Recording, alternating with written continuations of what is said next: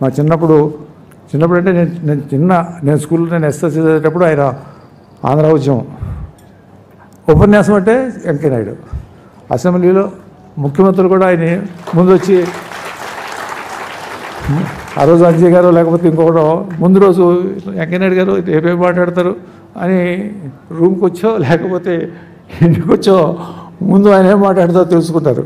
ఎందుకంటే ఆ ప్రవాహం, ఆ క్లారిటీ, అది ఆయన్ని ఎంత వాడిని చేసింది అనేటటువంటిది మనకందరికీ తెలుసు. మన తెలుగువానిగా ఒక గొప్ప స్థానాన్ని అలంకరించినటువంటి వ్యక్తి నా ఈ పుస్తక ఆవిష్కరణ సభలో పాల్గొనడం అనేటటువంటిది నేను చాలా గౌరవంగా ఫీల్ అవుతా ఉన్నాను. అలాగే చంద్రబాబు నాయుడు గారు ఎవరైనా కాదన్నా మీ అందరికీ తెలుసు విషయాలు. మేమిద్దరం ఏదైనటువంటి అవన్నీ గతం, ఇక వాటి గురించి అవసరం లేదు.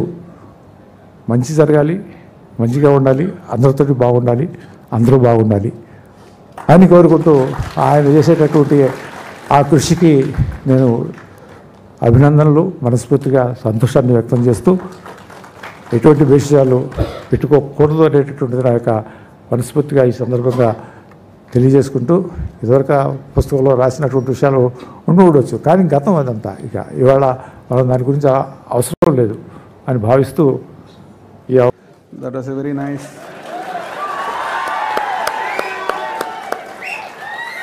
This is what we must learn from these two great gentlemen. We must forget the past, move on with the future.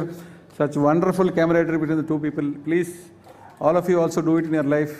Take the people along. Andarki manchi jaragalagi, andarki manchiga undalani. That's a wonderful message, sir. Now I would request the honorable dignitaries to officially inaugurate the book. Dr. Garu, can you